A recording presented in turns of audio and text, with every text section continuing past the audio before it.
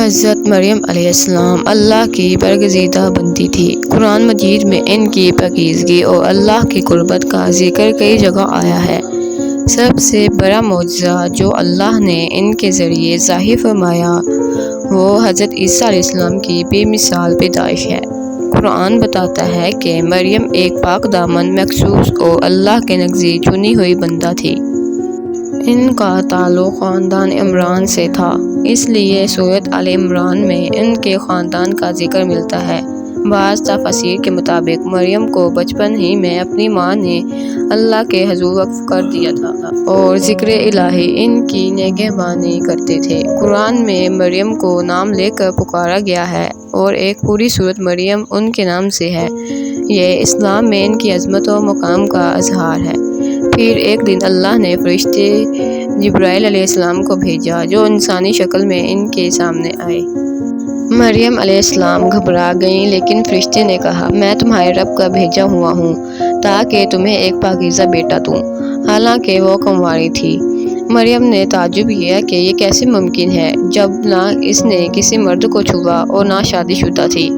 جواب ملا، اللہ جو چاہے پیدا کرتا ہے۔ جب وہ کسی چیز کا ارادہ کرتا ہے تو کہہ دیتا ہے کن فیکون، ہو جا تو ہو جاتی ہے۔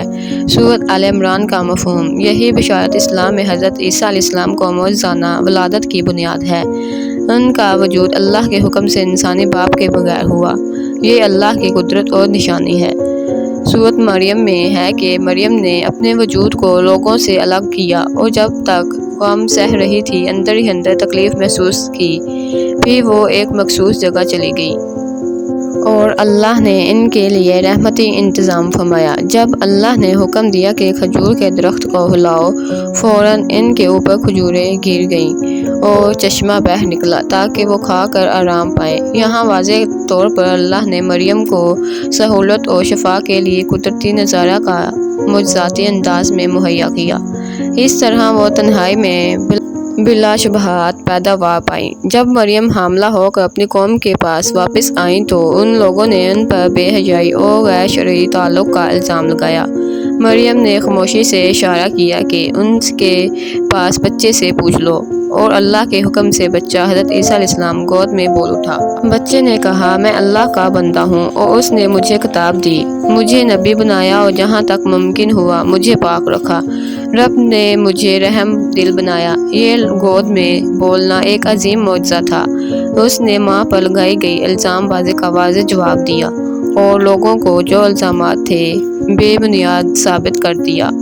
اس کلام نے حضرت عیسیٰ علیہ السلام کی نبوت اور رسالت اور مریم کی پاکیزگی کی شہادت دی۔ یہ حضرت مریم علیہ السلام اور حضرت عیسیٰ علیہ السلام کا عظیم معجزہ تھا جو قیامت تک اللہ کی قدرت کی نشانی ہے۔